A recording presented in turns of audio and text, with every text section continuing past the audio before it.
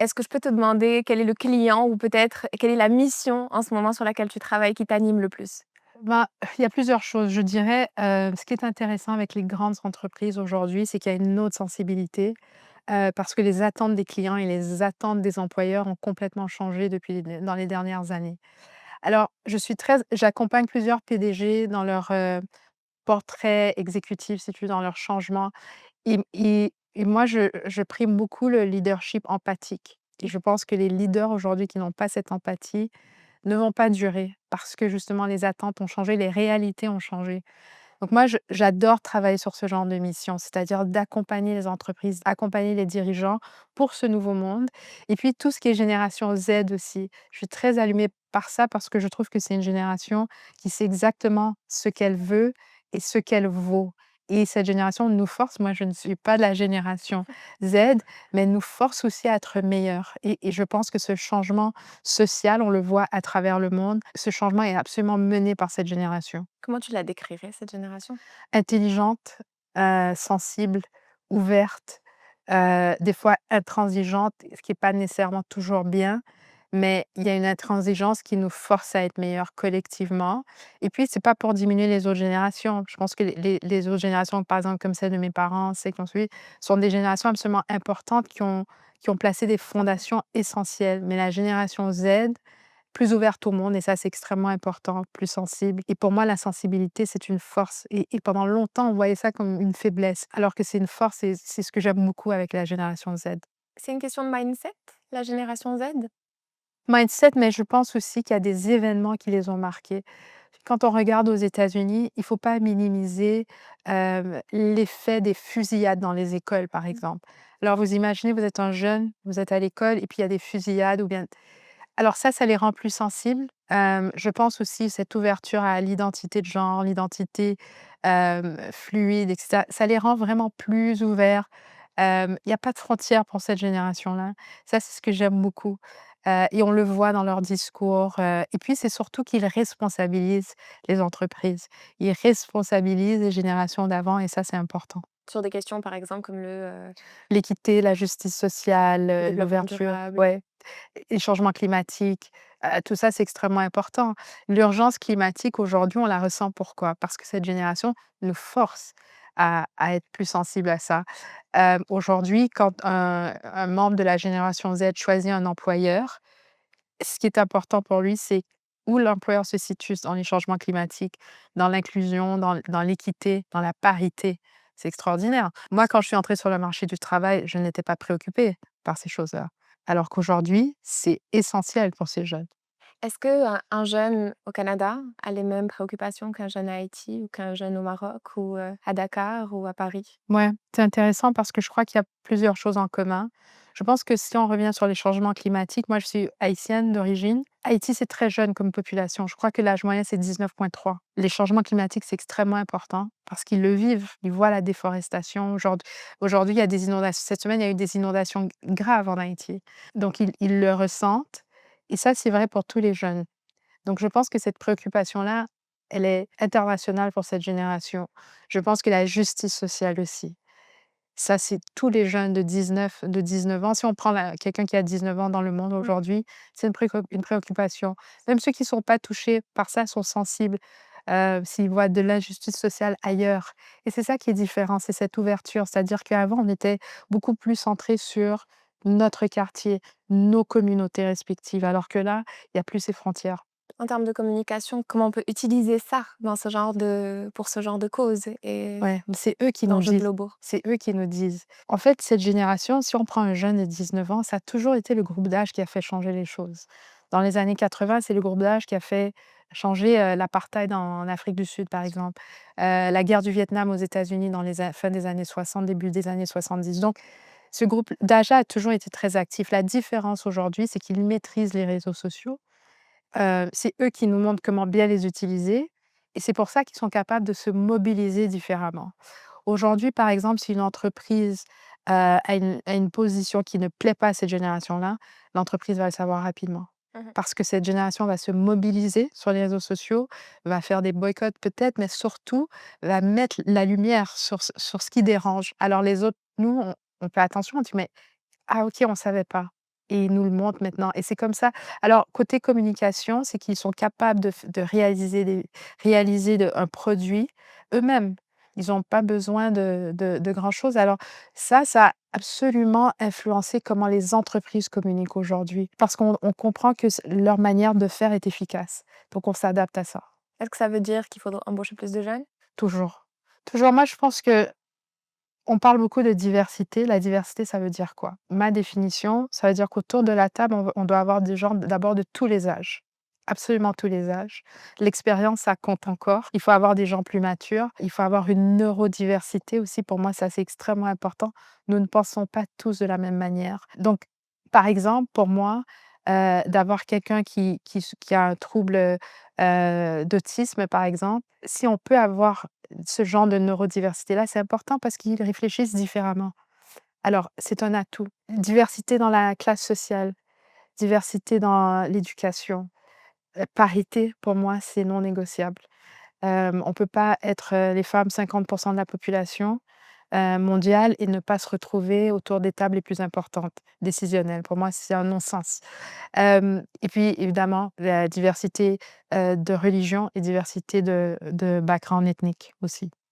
Quand tu parles de femmes, on reçoit demain, 3 femmes, de la communication, du monde de la communication, donc venant d'Afrique, d'Europe et d'Amérique du Nord. Est-ce que la communication, c'est un monde de femmes? On décrit ça souvent comme étant Souvent, la directrice de la com. souvent, je pense que ce qu'il faut regarder, c'est au niveau leadership, est-ce qu'il y a une parité? Je pense que souvent au niveau, de gestion, au niveau directeur, au niveau VP, il y a des femmes, mais au niveau PDG, est-ce qu'il y a plus de femmes? C'est un peu comme, la communication au féminin est différente, c'est sûr. Ça ne veut pas dire qu'elle est meilleure ou moins bonne, mais elle est différente et c'est ça aussi avec la diversité qui est important, c'est pas meilleur ou moins bon, c'est différent.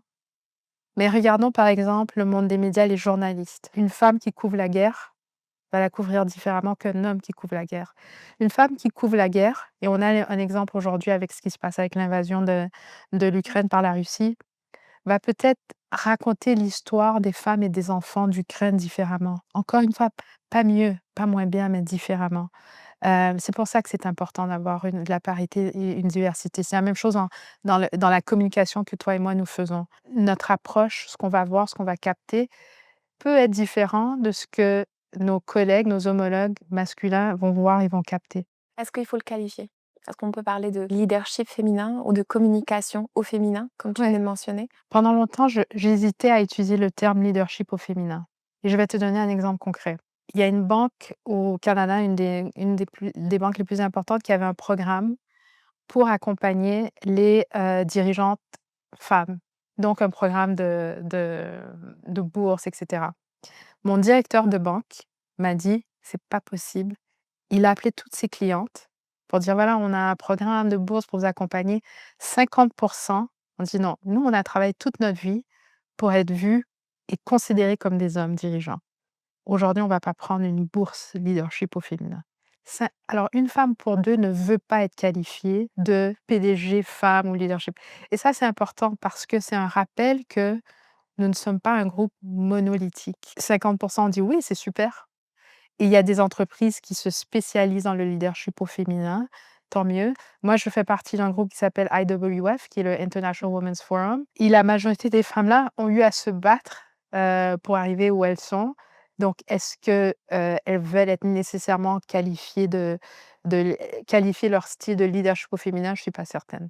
Alors tout ça pour te dire que ma réponse personnelle varie Ouais. dépendamment du cas, mais je veux rappeler que nous ne sommes pas un groupe monolithique, Comme les jeunes, en fait, comme les jeunes. Même chose, heu, même chose, on en parlait il y a quelques minutes, ouais. ouais. Est-ce que tu as un rôle modèle? Ma mère et mes tantes sont, toutes des modèles pour moi, c'est-à-dire des femmes d'immigrantes qui sont arrivées très jeunes au Canada, ont été les premières de tout là, dans leur, milieu collectif et puis, qui se sont jamais plaints et qui ont créé pour mon frère, pour moi, pour mes cousins, un monde d'opportunités et ça tout en, s'assurant que nous restions très proches de notre culture haïtienne, mais aussi très proches de la culture québécoise, et la culture canadienne.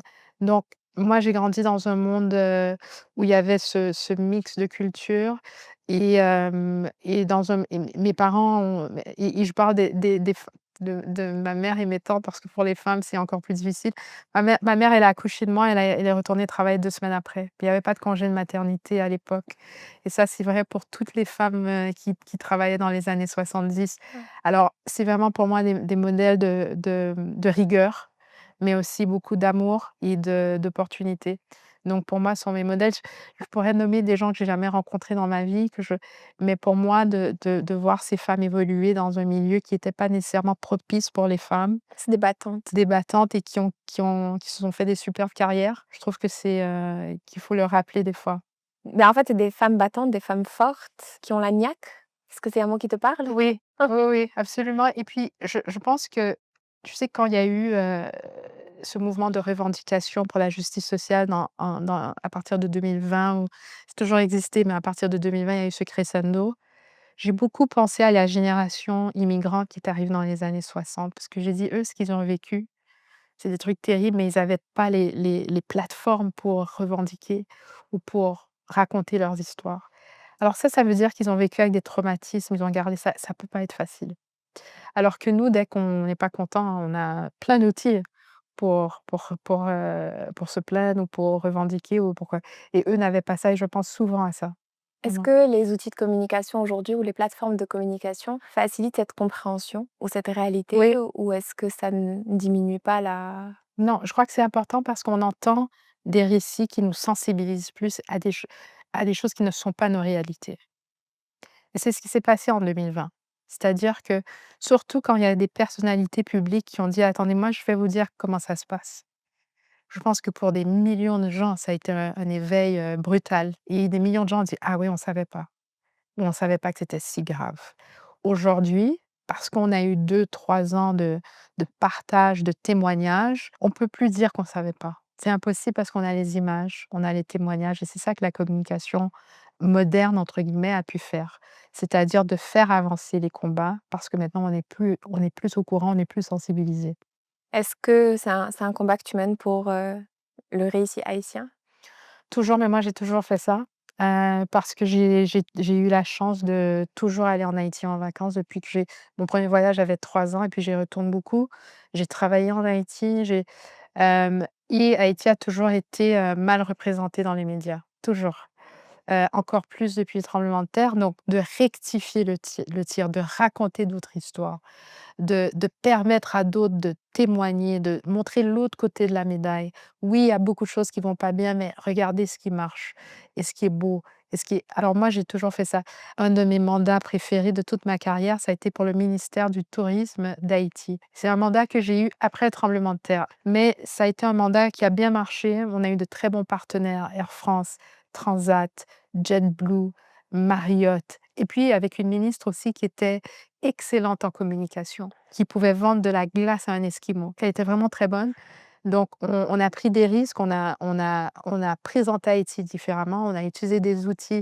Instagram venait de commencer, des nouveaux outils de communication et ça a été pour Haïti très rentable jusqu'à une crise politique évidemment sans surprise, qui a un peu remis à zéro le compteur. Donc c'est toujours à recommencer. C'est un des défis d'Haïti, il faut toujours recommencer cette histoire. Mais il y a des choses simples, et c'est là où il y a je dirais la communication citoyenne est extraordinaire. Je me souviens qu'en 2015, il y a eu un important article dans la presse et c'était un article positif sur Haïti, mais ils ont mis une image, de dévastation. C'est la population qui a écrit à la presse pour dire: «Mais qu'est-ce que vous faites?» et la presse a changé la photo. Donc il y a une responsabilité sociale aussi, je pense, qui est importante. C'est ce que les entreprises comprennent avec la communication aujourd'hui. Quand on voit des entreprises qui se prononcent sur des enjeux, et c'est quoi les enjeux qui préoccupent les consommateurs et les employés? Encore une fois, la menace climatique, Mmh. les injustices sociales, la parité. Les entreprises doivent se prononcer sur ces enjeux-là. C'est extrêmement important parce que les entreprises, on leur fait confiance. On fait plus confiance aux entreprises qu'au gouvernement. Donc ces entreprises doivent avoir une responsabilité sociale. Pourquoi est-ce que il y a une perte de confiance dans les médias? À cause de ce que la presse a fait. mettre une photo qui est pas représentative. Depuis 2 ans, on voit que ça remonte la confiance dans les médias parce que quand il y a des crises à l'international, c'est là où on se rappelle l'importance des médias traditionnels. On l'a vu pendant la pandémie, on l'a vu pendant, lorsqu'il y a eu l'invasion de l'Ukraine. On a besoin de ces repères, des grands médias et ça, c'est important. Mais je pense aussi que le citoyen a de plus en plus d'influence et ça, c'est pas mal quand même à voir, c'est même très bien. Tu as travaillé pour les entreprises et les ONG? Est-ce qu'il en manque pas une? C'est les gens qui décident, c'est-à-dire c'est eux qui nous disent. Hem, tu sais, les gens qu'on sonde sont des gens, sont des consommateurs et sont des employés. Donc je pense que ce qui est important dans le baromètre, premièrement, pour nous, ça nous permet de faire la communication différemment. Les chiffres du baromètre me permet de rappeler à des dirigeants: «Il y a un enjeu qui se passe, vous ne pouvez pas rester silencieux parce que vos employés, vos consommateurs vous entendent sur ce qui se passe aujourd'hui, sur l'actualité» et moi, les chiffres me parce qu'il y a beaucoup de résistance, c'est normal, ça vient avec un risque et les chiffres me permettent de vendre mon point. Mais il y a toujours un risque, sauf qu'il y a des pour moi, il y a des chiffres qui sont absolument intéressants. C'est-à-dire que, par exemple, la newsletter d'une entreprise a plus d'influence qu'un journal. Donc pendant la pandémie, si la newsletter d'une entreprise disait: «Vous devriez prendre votre deuxième vaccin, voici pourquoi c'est important», ça avait plus d'influence qu'un médecin qui allait parler à Radio-Canada. C'est fou ça. Ouais. Pourquoi? Parce qu'on fait confiance à son PDG. On fait moins confiance au PDG as a whole.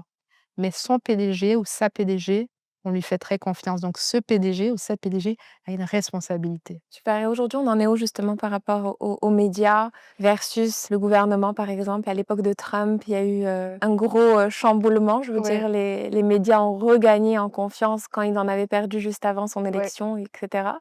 Est-ce ouais. qu'aujourd'hui, comment, Alors, pour tu le as vu ça? baromètre de 2023, on a vu qu'il y a une remontée dans la confiance, dans les médias. Au Québec, par exemple, parce que on a au Canada, on a 2 baromètres, un pour le Canada, un pour le Québec. Au Québec, on a vu que ça a remonté plus qu'ailleurs. Il y a une confiance des gouvernements pendant la pandémie, pour les gouvernements qui ont pris en charge, qui ont bien géré la pandémie. On a vu qu'il y avait, une augmentation de confiance. Même chose avec finalement les scientifiques on a réalisé que oui, il faut leur faire confiance, ils savent ce qu'ils font. Mais ce qu'on voit aussi, c'est qu'il y a la confiance dans les gouvernements diminue.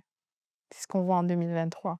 Hem, qu'est-ce que les Et on gens veulent? parle d'Amérique du Nord ou est-ce que Même c'est assez global, global? au niveau global. OK. Pourquoi? Parce que les gens trouvent que les gouvernements prennent trop de temps pour régler les problèmes. C'est pour ça qu'on veut que les entreprises en fassent plus. On veut que les entreprises accompagnent les gouvernements pour régler les problèmes. Tu vois, il y a un truc qui s'est passé aux États-Unis il y a quelques mois qui est très bien, c'est-à-dire qu'on sait il y a une crise migratoire aux Mmh. États-Unis. Une crise d'immigration, ça divise, ça polarise absolument les 2 partis qui ont un point de vue différent, le parti démocrate et républicain et il y a des entreprises comme Nestlé, par exemple, Walmart, Target, qui ont dit à l'administration Biden: «On va travailler avec vous sur cette question migratoire et ce qu'on va faire, comme il y a beaucoup de gens qui viennent du Mexique, du Guatemala, nous, on va créer des emplois là-bas pour s'assurer qu'il y a moins de gens qui aient à quitter parce que ce sont des réfugiés économiques. C'est ça. C'est une migration économique. Alors les entreprises qui travaillent avec le gouvernement, c'est ce que nous, on veut pour que ça aille plus vite, pour que ce soit plus efficace. Comment c'est perçu quand, on arrive chez un PDG et qu'on lui dit qu'il faut qu'il en fasse plus pour la société? Ça dépend et puis, en même temps, moi, tout ce que je peux faire, c'est conseiller. Je ne peux pas forcer quelqu'un à faire quoi que ce soit. Il y a des PDG qui ressentent le besoin de le faire. Il y en a d'autres qui ont peur. Encore une fois, c'est pas un groupe monolithique. Des fois, les PDG sont très, influencés par leurs enfants, surtout pour la crise climatique, dire qu'on doit en faire plus parce que moi, j'ai un jeune à la maison de 15 ans là, qui m'apprend, qui m'éduque et qui s'attend à plus. Alors on doit le faire. Et ça, pour moi, je trouve ça extraordinaire. Alors quand je parle de la génération Z qui influence, un autre moyen soupçonné d'influencer. Mais des fois, les PDG ne veulent pas, on ne peut pas les forcer et puis des fois, ils le font et puis il y a un backlash, donc on les accompagne dans ce backlash. Mais à long terme, souvent les backlash, si c'est fait, si l'intention est bonne, ça revient en ordre assez rapidement. Se repositionne. Ouais. Ce serait quoi pour toi le défi aujourd'hui en communication pour les entreprises? Mis à part celui-ci, vraiment d'intégrer les C'est les valeurs. Je pense que les entreprises doivent diriger avec leurs valeurs et ça peut pas plaire à tout le monde et c'est d'avoir un plan assez robuste pour que quand il y a un backlash, la compagnie ne change pas. C'est-à-dire que voici qui nous sommes, mmh on va pas changer parce que 3 de la population n'est pas contente, parce qu'il faut pas oublier, ce sont les mécontents qui crient le plus fort. Alors il faut pas perdre le focus, et je pense que c'est vraiment de garder ses valeurs. C'est un défi parce que, des fois ça peut changer, c'est normal, mais ça change pas tant que ça. Coca-Cola, je suis assez certaine que leurs valeurs aujourd'hui sont les mêmes qu'en 1960. Une entreprise qui est un modèle pour toi? La NBA, la Ligue nationale de basketball américaine, sans hésitation, c'est une entreprise qui est capable d'être rentable et qui a une mission sociale, qui a un et ça fait partie de son identité, cette mission sociale. La NBA a eu comme revenu, cette saison 10 milliards de dollars américains. L'année dernière, elle a fait 6 milliards, pardon. Ça veut dire qu'elle a presque doublé ses revenus, mais elle demeure extrêmement engagée. C'est-à-dire que s'il y a une question, s'il y a un enjeu social, on s'attend à ce que la NBA se prononce. Hem et les fans, les joueurs, les propriétaires d'équipes sont dans le buy-in, they get it, OK? Nous, c'est notre ligue et voilà. Mais aussi, ils ont un commissaire qui s'appelle Adam Silver, qui est très sensible à ses joueurs, ce qui préoccupe ses joueurs parce que les joueurs sont jeunes, c'est une autre génération, donc qu'est-ce qui préoccupe ces jeunes? Il est très à l'écoute de ça. Qu'est-ce qui préoccupe nos clients, c'est-à-dire ceux qui achètent des billets? Alors, je vais te raconter une histoire qui, pour moi, est emblématique de l'influence de la NBA. Le prédécesseur de Adam Silver s'appelait David Stern. C'est son père, spirituel d'ailleurs, qui est décédé. En 1993, peut-être 92, la star de la NBA, c'était Magic Johnson de Los Angeles. Il a été atteint du VIH. Là, on est en pleine crise du sida. David Stern a dit à Magic: «Je vais pas te laisser tomber». Ils ont fait une conférence de presse pour annoncer le diagnostic. David Stern s'est plongé tête première dans tout ce qui était VIH, sida pour comprendre la maladie.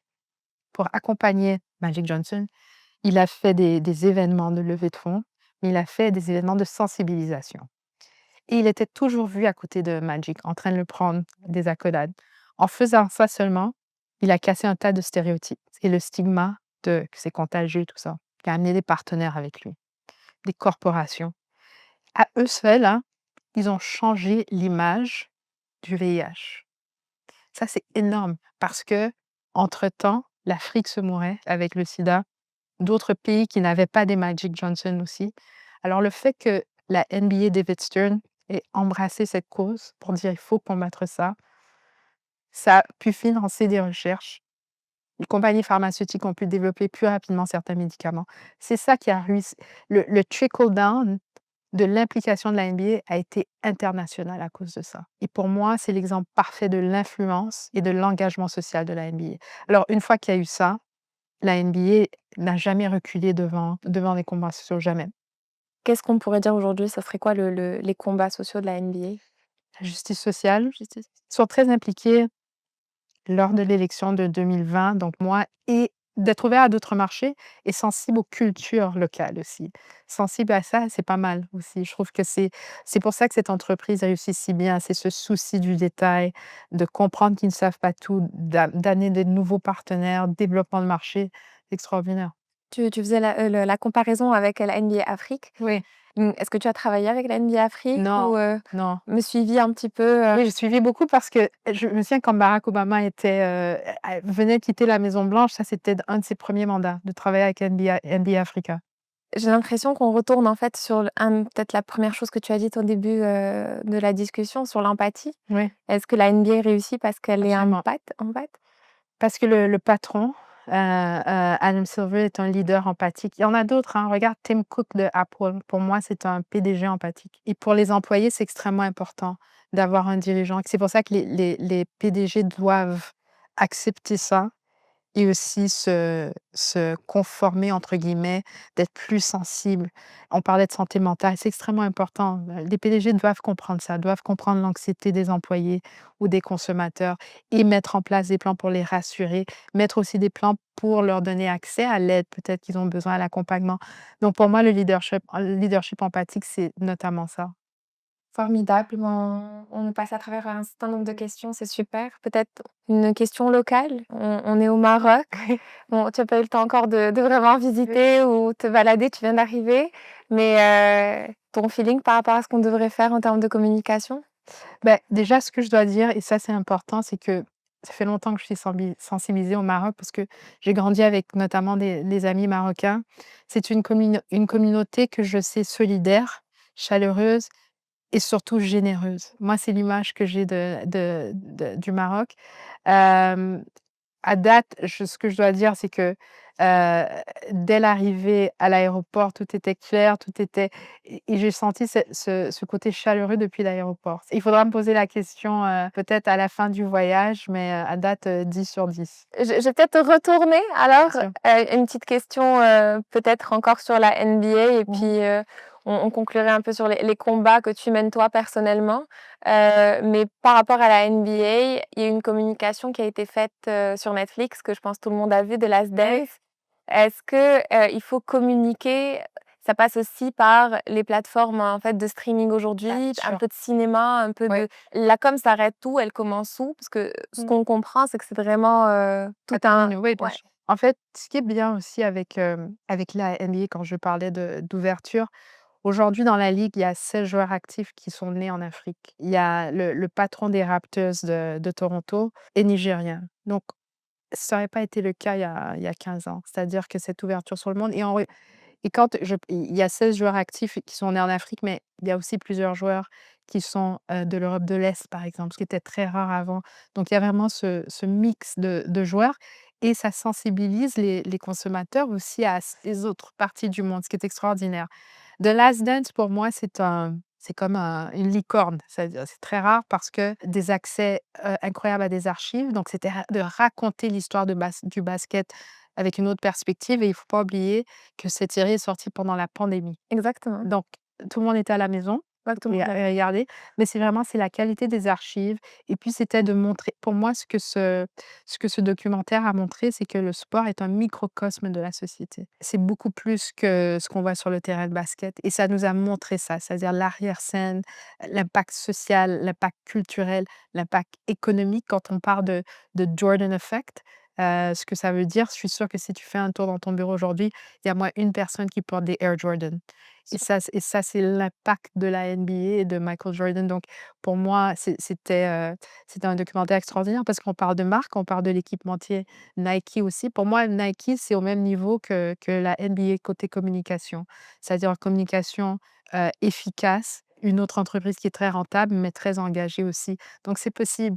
Des fois, les dirigeants et les dirigeantes, ils ont peur parce qu'ils se disent: «Ouais, mais si on s'engage, on va peut-être perdre de l'argent». Or, c'est l'inverse. C'est l'inverse. 63 des consommateurs s'attendent à ce que les marques se prononcent sur les enjeux sociaux. Nike a une tagline qui est vraiment qu'on utilise tous: «Just do it». Just do it. C'est juste extrêmement puissant. Ouais, Il y a beaucoup d'entreprises qui ont envie de donner ouais, ce spirit, en fait, ouais, cet esprit, ce mindset, ouais. qui rassemble un peu tout. Donc est-ce qu'une entreprise aujourd'hui, entre guillemets, «sociale» ou Mmh. qui s'attaque aux enjeux sociétaux doit être partout?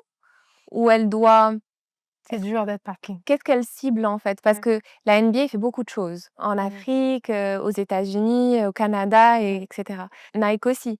Mmh. Déjà, si on se compare à ce genre d'entreprise-là, est-ce qu'il Ouais, faut être partout? Est-ce qu'il faut ou cibler une cause ou une après l'autre? ouais. Comment on attaque ça? Bah, là, tu parles de 2 entreprises qui existent depuis longtemps. Bon, Ouais, c'est c'est vrai. c'est plus facile, mais leurs valeurs ne changent pas. La valeur de la NBA en Afrique, en Amérique du Nord, en Europe, les valeurs sont les mêmes. Équité, justice sociale, c'est la même chose partout. C'est la même chose avec Nike, comme équipementier partout et la preuve, ils ont des athlètes sur tous les continents et je pense que le défi pour les entreprises qui souhaitent être partout, c'est-à-dire que si les valeurs sont claires, c'est comme pour un individu. Toi, si tu voyages, quel que soit où tu voyages, tu demeures la même personne. Tes valeurs sont les mêmes. Même si dans certains endroits, tu dois respecter des règles culturelles, mais tes valeurs ne changent pas. Mmh. C'est la même chose pour les entreprises. OK. Mmh. Super, c'est hyper intéressant. Si on revenait à toi Ouais, rapidement, OK. on a beaucoup parlé d'empathie, on a beaucoup parlé de valeurs, Mmh. on a beaucoup parlé de causes sociales et d'engagement Mmh. des entreprises et du rôle d'entreprise aujourd'hui dans l'évolution de la société. Quel serait en fait le combat de Martine? Alors, combat, c'est un grand mot parce que je dirais plutôt, mission, pas combat. OK. Pour moi, c'est sûr que l'équité, la parité La justice sociale, c'est extrêmement important, mais si je devais faire un dessin de ce qui me représente ou mon combat, c'est moi, je j'imagine une table et je veux qu'il y ait plein de chaises autour de cette table et souvent, je suis dans des situations, je me dis: «OK, la voix de qui est-ce qu'on n'entend pas là?» Dans ce Mmh. qu'on est en train de discuter, qui est un enjeu majeur et qui aura des répercussions et je dois me le rappeler parce que des fois, on oublie ou des fois, on le prend pour acquis et je me dis: «OK, il y a une voix qu'on n'entend pas. C'est sûr, c'est laquelle?» Donc c'est toujours m'assurer que, les gens soient vus et entendus. Mmh. Ça, c'est mon, c'est mon leitmotiv, si tu veux. Quand je dis: «C'est facile d'oublier ou d'entrer dans un moule» et de se le rappeler, je pense que c'est important. Mais je te dirais que la justice sociale, pour moi, c'est primordial parce que j'ai été privilégiée toute ma vie, chanceuse toute ma vie et j'ai des plateformes et je pense qu'on doit se rappeler que lorsqu'on a ce genre de plateformes et de privilèges et d'accès et d'opportunités, on doit faire partie de la solution et ça aussi, on doit se le rappeler tous, souvent. Magnifique. Ben, c'est sur ces mots qu'on vous remercie Merci de beaucoup. m'avoir reçue, merci beaucoup. Au nom de la Story School, merci infiniment Martine. Et puis Merci. on a hâte, à la conférence de demain. Oui, moi aussi. Merci. Allez, au revoir.